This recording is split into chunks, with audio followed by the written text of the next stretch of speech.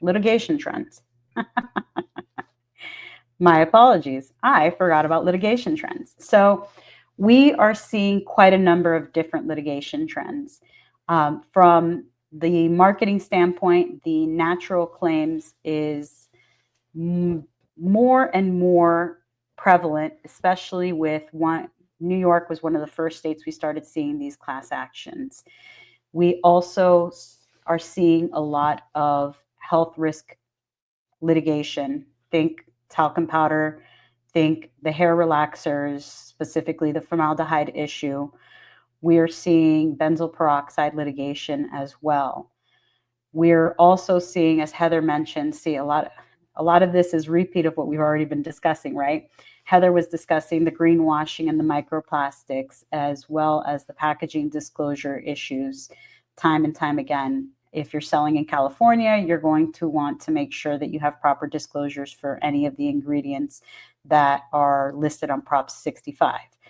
You want to stay up to date with chemical ingredients because this is quickly changing, especially with the new administration's push when it comes to things like color additives. So you'll want to keep track of what's going on with the chemicals, because as regulations change, litigation may start up prior to enforcement of regulations. In addition to that, there's always the issue from a litigation standpoint of preemption. Preemption is when the federal government trumps a state regulation. There are federal regulations, there are state regulations, and depending on where you're selling your product and depending on the issue, the FDA may trump the state regulation. But for instance, when you're talking Prop 65, if it's a product that's sold in California, there's no preemption for the ingredients on Prop 65. If you don't have the appropriate labeling, there's no federal preemption there. So things to take into consideration when you're looking at litigation. I've also been seeing quite a number of issues with organic claims on cosmetics because they don't go through the traditional organic certification process. So many people are claiming organic on their ingredients, but don't have substantiation for those organic claims, or are relying on outdated organic certifications. So keep an eye on that as you are making organic claims on your products.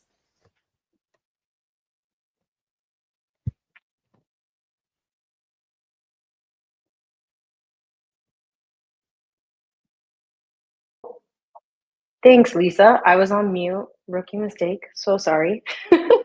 So thank you everybody for showing up. We're gonna continue with some questions.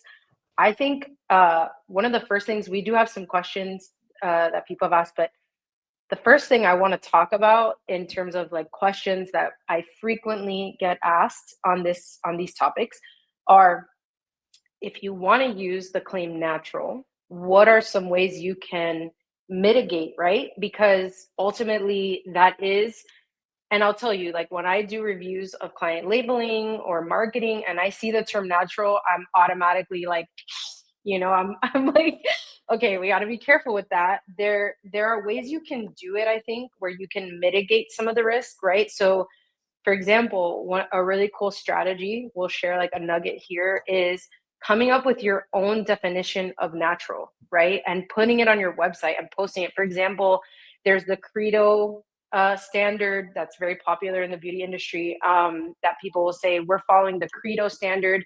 It's very well defined. It tells you what natural means in those terms, or what that standard means.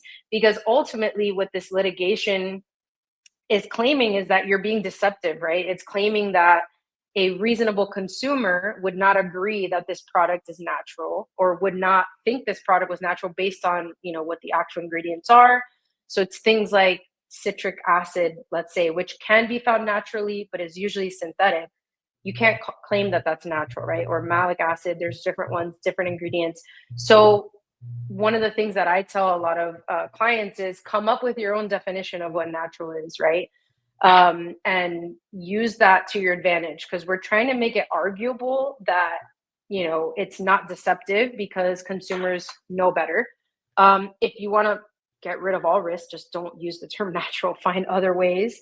Even in the case of that, what did I say? It was Pantene and herbal essences. They said X% of ingredients from natural origin, which still wasn't enough to stop litigation.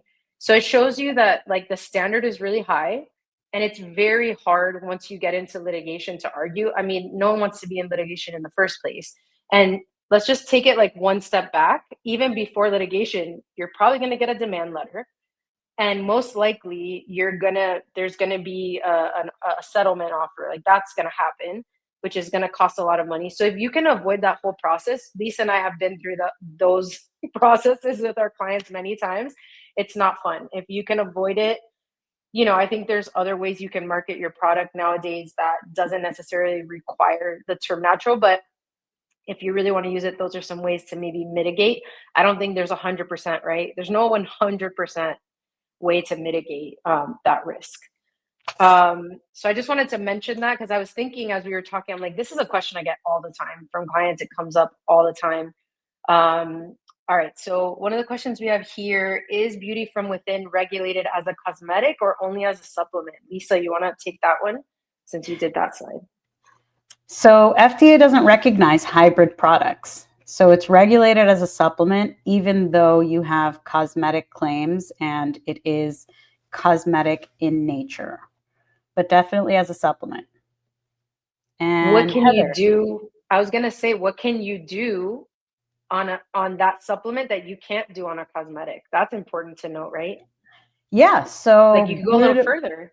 Absolutely. So supplements allow you to do what are called structure function claims, how it affects the body, the structure of the body, the function of the body, which is something cosmetics are not traditionally allowed to do. So you are going to be able to make more robust claims on your beauty supplement than you are on a traditional cosmetic. Yeah, that's good to know. And I think too, with the beauty from within, there can be issues with substantiating, right? Like how it would affect the body versus like a cosmetic, like it's a higher level because you're claiming that it can be ingested and then have these cosmetic effects. Yeah, and I for all the cosmetic claims I've been coming across, it's the substantiation that time and time again it's proving to be an issue because these claims are new claims that have not traditionally been associated with these ingredients or with these products. So now trying to justify biotin is an exception because biotin as a beauty supplement has been around forever. But trying to justify the collagen with the elasticity, haven't seen it. Haven't seen so far any study done that I would tell my clients, you can use this to feel secure that you meet the FTC and the FDA's requirements for substantiation. Yeah, 100%. All right. We've got we got a few more questions here. All right. So one is a question about organic. If we do not include organic in the name of the product, but list organic for the ingredients, never claiming certified organic, will this get a business into trouble? So organic claims are regulated by USDA, and they have very stringent requirements on how you can use the term. So there's different levels, right? You can claim that your product is an organic product. You can claim that ingredients are organic. And then USDA has very specific requirements for like the percentages. There's also certifying bodies. There's a whole structure that has to be set up from, I want to say it's like from the field, for agriculture, like from the field all the way through the entire supply chain to prove that it is organic. So there's like certifications. You definitely can't just claim it. I would say you need to have documentation. I want to say you also have to list the certifying body on the label. So you definitely can't use that claim just on anything. You have to meet very strict requirements through USDA. That's a great question. And the lawyer answer that everybody hates is it really depends, right? Yeah. Because cosmetics and the way that the organic certifications work when it comes to cosmetics is different. Yeah. It depends. It depends on the whole label. It depends on your other marketing material and how you're promoting this product. So just because you put organic for a specific ingredient on the ingredient list, you may be giving the impression elsewhere that the entire product is organic, which could get you in trouble. So it's not as easy to say, let's look at it in a silo and just looking at the ingredient list. Is that sufficient? It's usually not. Yeah, you have to have documentation. And I think she just commented if suppliers are all certified organic, though, that would be the documentation you would want to have on file for sure to support the organic claim. And I believe that's been litigated as well, right? Like that can go through the same deceptive practices situation where if it's not, then you definitely want to have, like I said, the documentation to support it. The next question we have is doctor recommended claims. What is required, recommended to use such a claim in advertising and labeling? Can tell you it's a high standard.